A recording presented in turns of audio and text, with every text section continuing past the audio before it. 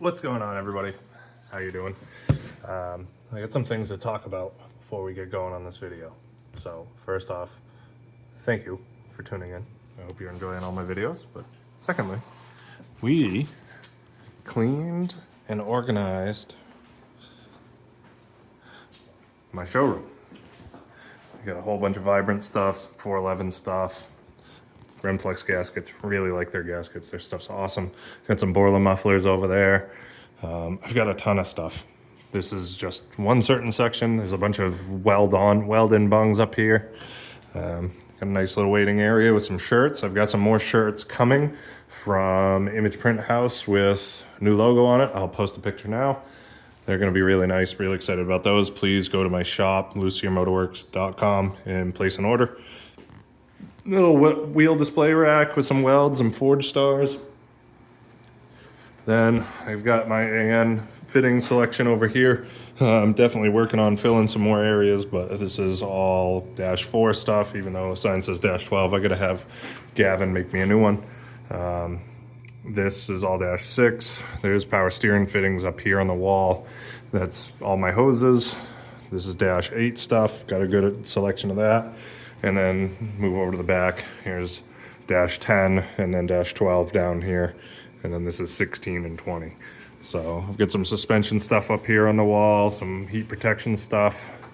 Then we spin around and all brake hoses, fittings and everything, fuel hoses, fittings, filters, regulators, fuel lab stuff. Shout out you guys. Just, you know, a whole bunch of stuff. Got some Pro Charger oil I keep in stock for people with Pro Chargers. But if you're in Lakes Region area in New Hampshire, just feel free to swing on down. You know, if you need anything, I keep quite a bit in stock. If not, I can usually get it next day or day after. So usually 2 days wait time at the most. But yeah, so if you need anything, please let me know. If you're not local, please go on my website, luciermotorworks.com. Got a bunch of stuff on the website. Definitely trying to push that a little more, so feel free to buy something, even if it's just a t-shirt. I appreciate anything we can get our hands on. But right now, I am waiting on quite a few phone calls on some really important stuff, so I'm really excited to announce that, hopefully in maybe by the end of this video, maybe not, I don't know, but waiting on some answers for some really cool stuff coming up, hopefully. Should hopefully just help me out with the car. But we're gonna get going on that. Last week we got the rest of the bash bar all buttoned up. So I'm really gonna try to finish up all of the fab work, all of the major fab work on this one. Hopefully I can start working on my coolant hoses. I gotta run those through the passenger side of the car. Coolant hoses, oil hoses, those will all run underneath the passenger seat. I might run a couple of them on the driver's side, we'll see. I'd like to keep them all passenger side, that way it pushes all the weight over there. But we're gonna get going on that and see how far we get. All right, so one issue that I ran into that I was not expecting was essentially what I wanted to do was go into the bulkhead, or the rear firewall right here, build like kind of a bulkhead plate that all my hoses would run through. However, the outlet of my oil tank for the feed of my oil pump is down there. This is about level to that. I don't want to go up to then go down because that could create an air pocket in there and suck the pump dry, and so really I need to go in lower. So fuel tank out, there is a spot right there. You can see those two holes. Those two holes line up pretty decent. So my feed for my oil line is going to be this top hole. Line hose is going to come over and then drop down, and then all the other lines are going to go through roughly around there. So then they'll all merge, they'll flatten out for under the seat, and then I'll bend them back to a group. They'll have a cover on it, and then I'll run through the firewall. However, again, if I go up, it's going to create an air pocket potentially for the oil pump. So the one oil line for the feed is going to have to run through the floor and do some weird stuff. So that's gonna, the oil feed line is gonna be really tricky. Not entirely sure how that's gonna work yet, but I'm gonna bend up that first that one first, what I'm gonna do is just bend up a section, and then that goes through the firewall, build a plate to hold it in place, and then I'll link it up with the rest of the tube down here, and I'll probably end up doing the same down here. The rest of them are all gonna be fairly similar. I can draw that up in BendTech and it should work fine. But if you know anything about bending tube, I have really thin wall tube, so I got some 1-inch 045 chromoly tubing. It doesn't like to bend, so I did some test bends with some Inconel, but this is one piece of chromoly and it kinked. So the problem is, locking it into the bender, it wanted to crush in the clamp. So I'm gonna have to fill all these tubes full of sand so they don't crush, and hopefully they run through the bender just fine. What an absolute heck of a time I've had designing this, but however, I've got all my coolant tubes and oil tubes drawn up in BendTech. So this first one here, that does some weird stuff. That is my dry sump feed line. So the problem with the dry sump feed line is the pump can't go dry. So all of my tube has to be lower than the outlet of the tank. It can't go up at all. Otherwise it could potentially get an air pocket. So this tube here is lower. The rest of them can all be higher. It doesn't matter. But yeah, this one here has to be lower. So it's got to go into some special places. It's going to be wicked hard to do, but should be able to do it. So probably going to bend up a couple of these first and then get those into place. And then I'll bend this one up. And then this section here has to be welded together because it cannot bend as tight as I need it together. So there's two bends. There's one that comes out of the rear firewall super tight, and then one that bends immediately down. So I'll have to cut and weld this together. It doesn't matter because it is tubing for cooling system. It's not a roll cage or anything like that. So yep, gonna be a fun one to do. All right, so I got the first tube in here. It seems to fit pretty well. The other ones are gonna be below this one. So it seems to fit through the firewall. I've just got to pull some measurements, make sure I cut the hole in the firewall the right size, and then I'll have to cut the hole in the rear firewall. These are going to get cut back pretty much right at the rear firewall, and then I'll put ends on them. But yeah, should work pretty well. Looks good. Pretty stoked with it. So hope for the best. All right, so I've got a measurement figured out. I got it marked on the floor here, and that's about where the coolant tube is going to land. So I actually think I did cut that hole in a decent spot because that looks about level there. So that should be good. I've got to bend up the other one of these. This is my water line for my water to air cooler. So I'm hoping all of this stuff will line up really well. I'm going to bend up the next water to air cooler line, get it in the car, and then I'll probably tack those two together. I'm not entirely sure just yet, but we'll see. But yeah, on to the next tube. All right, so I got two of the tubes bent. These two are for the water to air cooler. They both fit really well, so I'm really stoked on that. They fit exactly how I wanted to. However, I went to bend up the coolant pipe for the actual radiator, and unfortunately, it does not bend. This was 45 thousandths wall chromoly. That's 1-inch OD. And I packed it full of sand, I heated it, and even then it's still crushed. So I've got to get some different tubing. Unfortunately, I can't continue on with that project today. So I'm gonna try to mount my power steering pump. So I've got a Dodge, I believe it's a Charger. It's either a Charger or a Durango, but I'm pretty sure it's a Charger. So these pumps are super cool, electric pump. They are pulse width, or they are CAN controlled, so you do need a controller of some sort. However, luckily I've been talking with Link, and we got the CAN ID and all that to make this work. So we should be able to make this work off of the link, and anybody else that is that runs link, you'll be able to do that now. You won't need the hang tight controller. So hopefully we can make this work good, but I just need to make a bracket so I can figure all that out. I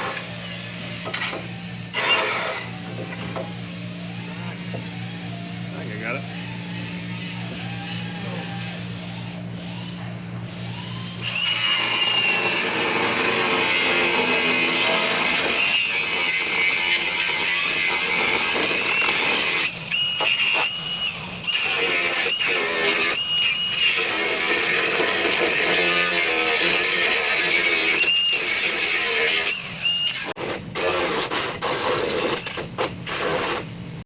Where's your safety glasses? Oh, I got them on. They're my contacts.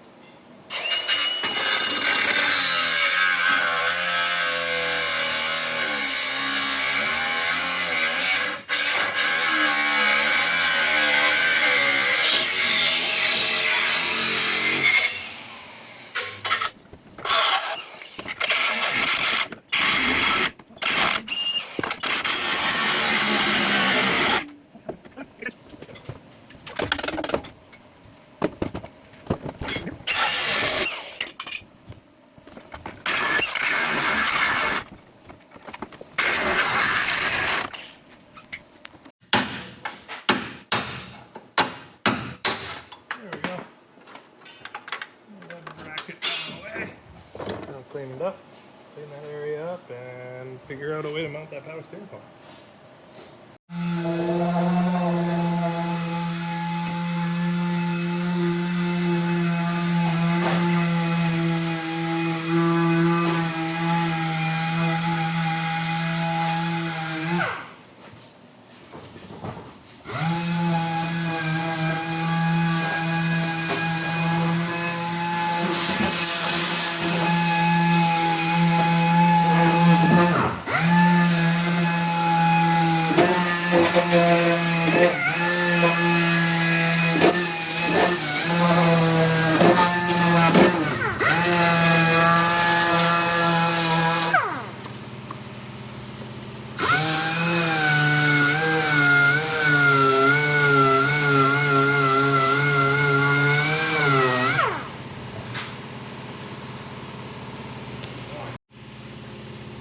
Similar to my rear crash structure. I'll get that in place, and I'll literally just do a tube welded to the frame, like thick wall tube, and then just another tube welded to this factory bracket. Just slide in, or pop a pin if I need to, or unbolt it. I don't know yet. Easily removable if I need to would be sweet.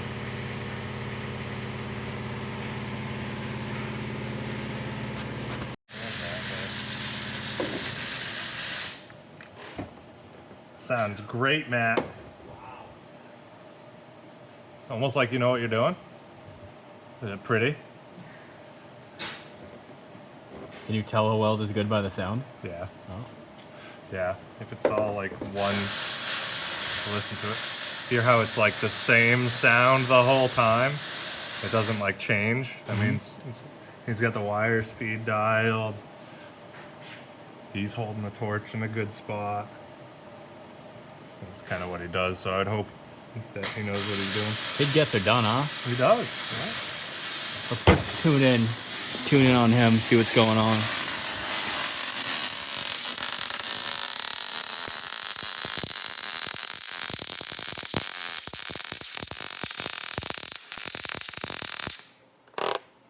Let's see it, Marty Mellons.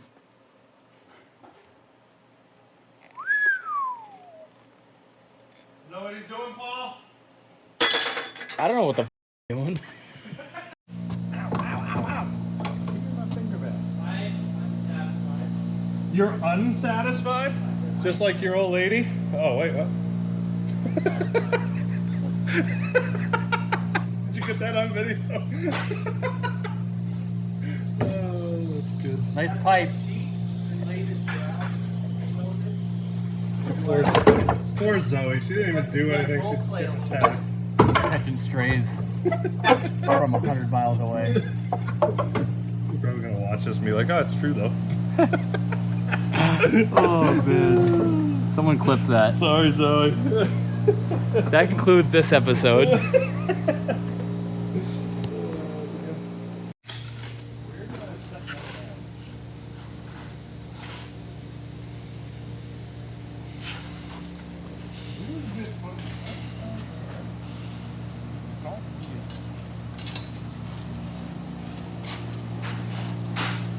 What you looking for?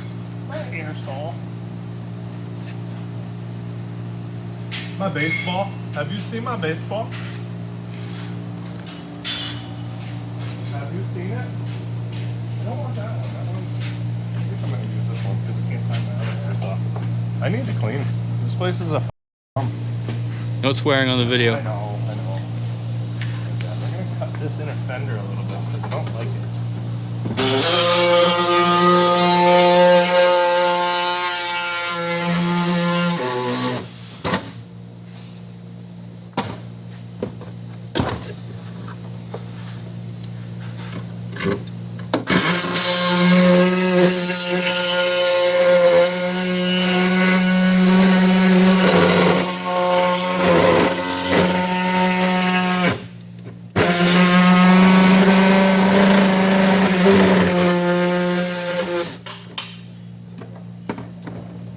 That gives me a lot more room for this to live out here. Hopefully that's enough room where it doesn't get hit if I get hit.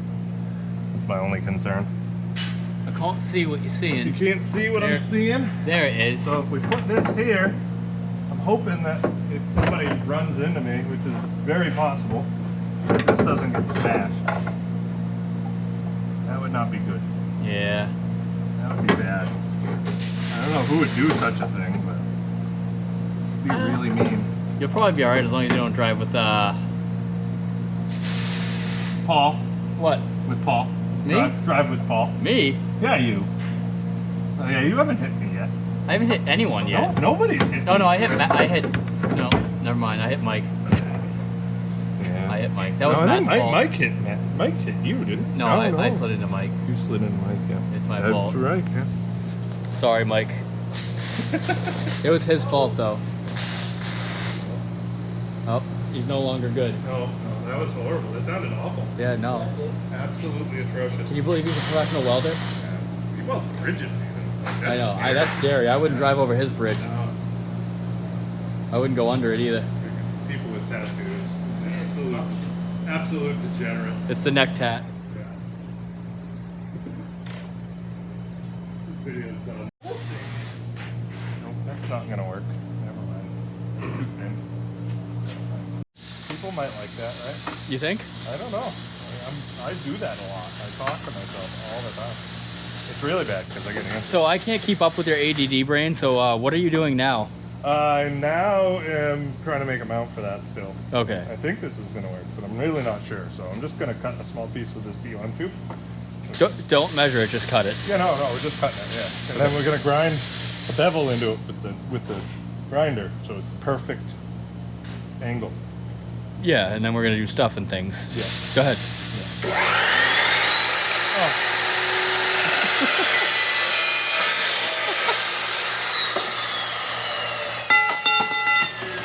Ow! Got my pipe.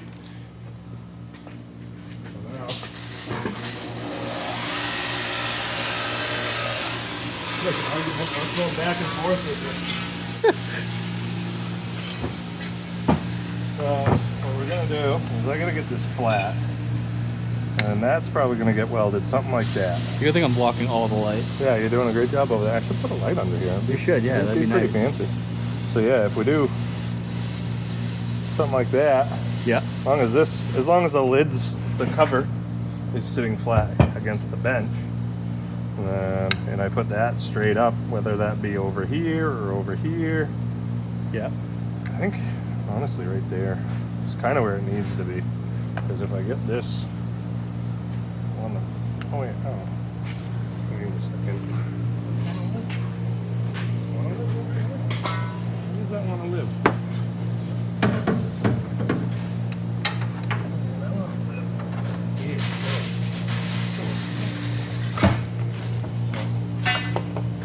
They're not sponsoring me. I'm not showing them.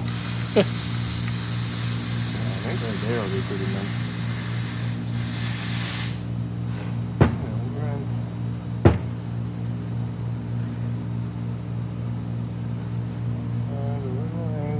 Boop, boop. Boop, boop.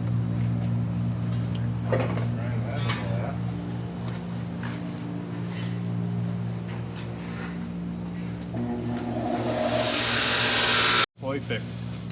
Perfect job for him. Oh, I could tack that on there, no problem. Oh god, I want it to actually hold. Well, yeah, I don't need you cursing me out in the middle of a Pro-Am battle. yeah, that would be bad. Paul, why is my power steering pump on turn 4? Yeah, what? Wow, why did I suddenly have a loss of power steering? Well, the power steering pump made it through outer clip 3, no problem.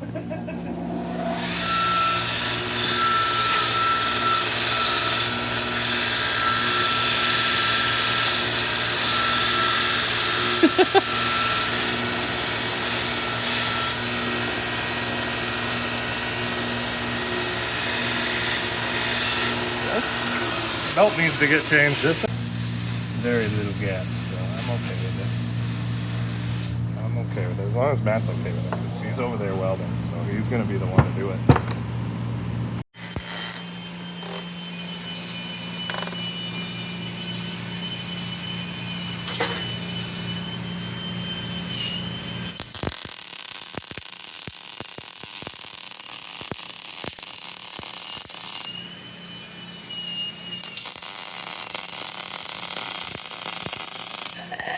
Oh, I blew a hole in it. So I got power steering pump mounted. Ended up just welding a piece of 1-inch tube to the original bracket for the Dodge pump, and welded a piece of 1/4 wall 1.5-inch tube to that. Milled out the center a little bit, so had a little room to move around in.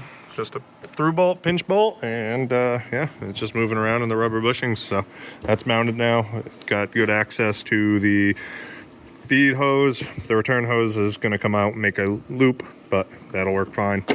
And yeah, so that'll go up over behind the cylinder heads and the intake, wrap down and around, and go to the rack over there. So that should work nice. Got a lot of weight this way. You point at my rack? I just pointed at your rack. But yeah, so that's good. I kind of am at a good stopping point, I think, for tonight. I might tomorrow probably try to start on the downpipe a little bit as much as I can. I only have these 2 bends, so I can't do a whole hell of a lot there. Hey Matt, don't die. Okay? Matt, Matt, don't die. OSHA says you're not supposed to go on the top rung. Oh yeah. I have my OSHA 30 card. Okay, we're good. Yeah, we're good. Yeah, you're off the clock anyway. I redact that. Yeah, but unfortunately, I'm really upset about the coolant hoses, so I got to figure something out. I'm thinking some DOM tube will bend better than the chromoly stuff, so I just, yeah. So I'll just have to wait on that, on getting some of that. I can get my axle shafts powder coated tomorrow and get those in the car, make sure that they're right length. Yeah, then maybe start pulling this thing apart and getting it prepped for paint back here. Not entirely sure yet, or maybe I'll start wiring, but we'll figure that out in the morning. All right, so we're back. Today, first thing I'm gonna get going on is getting my axle shafts assembled. But first I gotta powder coat the shafts. I wanted to go over kind of the concoction of axles that I have going on and why I use them. So they originally come from the off-road world, and off-roading, it's very abusive. Axles break all the time, so finding an axle company that is really strong in the off-road world along with the drift world is key. A lot of people use RCV in the off-road world. They also make a Porsche 930 based CV. So CVs, the ends are removable. So this is an RCV CV. And the reason I use these, a few reasons. Most of the CV companies use a factory Porsche 930 housing, and then they'll use like a chromoly or a 300M star, and then they'll have their own cage and bearings as well. But the problem with that is the housing is any deflection in that can break stuff. Can break the star, can break the cage.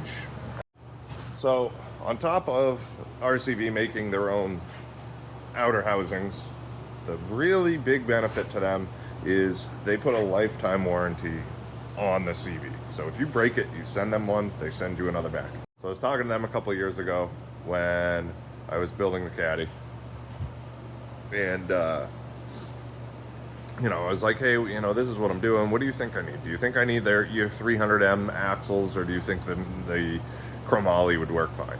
And they're like, I think the chromoly is going to work completely fine for you. So what I ended up doing is I just ordered the chromoly ones, and talking with them, they were like, if you break one of the chromoly ones, send it to us, pay the difference, and we'll send you the 300. I'm like, oh, okay. So other than possibly breaking the axle, it pretty much, there's no lose in that situation, because the 300M, they are more expensive. I think they're like $400 a piece. I think the chromolys like 240, 260, something like that. So it's a pretty decent price jump, especially when you're buying 4 of them.